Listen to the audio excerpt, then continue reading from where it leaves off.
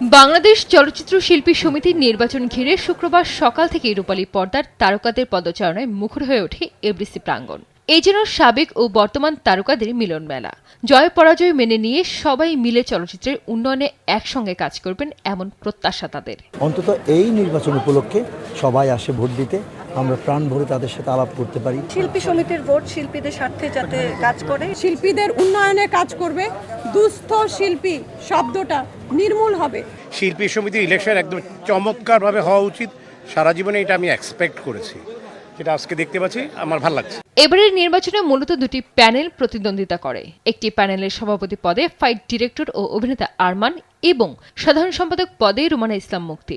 অপর প্যানেলের সভাপতি পদে লড়ছেন অভিনেতা শিবা শানু এবং সাধারণ সম্পাদক পদে জয় চৌধুরী। এছাড়া কার্যনির্বাহী সদস্য পদের জন্য দুই প্যানেল ও স্বতন্ত্র মিলিয়ে মোট ২৭ জন প্রার্থী হন। ভোটাররা আসছেন, ভোট দিচ্ছেন, অনেক সিনিয়র শিল্পী এসেছেন, যেটা খুবই আশার কথা এবং আমরা এত অত্যন্ত আনন্দিত। উৎসবমুখর পরিবেশ তৈরি করেছে, সবাই হাসি খুশিতে কাজ করছে, এখানে ভোট দিচ্ছে, যার খুশি তাকেই ভোট দিচ্ছে। সবার আদরে শিরিন শিলা, সবাই আমাকে অনেক ভালোবাসে, আমার বিশ্বাস আমি জয়যুক্ত হব। সম্মানিত মেম্বাররা আমাকে ইন্সপায়ার্ড করে আমাকে তারা এই পদের জন্য নির্বাচন করার জন্য বলেছিল এবং তারা ধরেছিল, যার জন্য আমি এই পদে নির্বাচন করছি। সবাই খুব এনজয় করতেছে, হাসি খুশি, এই হাসি খুশিটা যেন শেষ পর্যন্ত থাকে।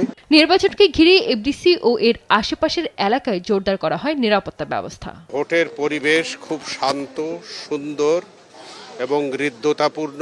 আমি চাচ্ছি আমার নেতৃত্বে নির্বাচনটা এমন হোক যাতে মানুষ বলতে পারে যে না, চেষ্টা করেছিলাম ভালো। ভোট গ্রহণ শেষে চলছে গণনা, ফলাফল ঘোষণার অপেক্ষায় চলচ্চিত্র অঙ্গন। সঞ্জিত আক্তার, দেশ টিভি।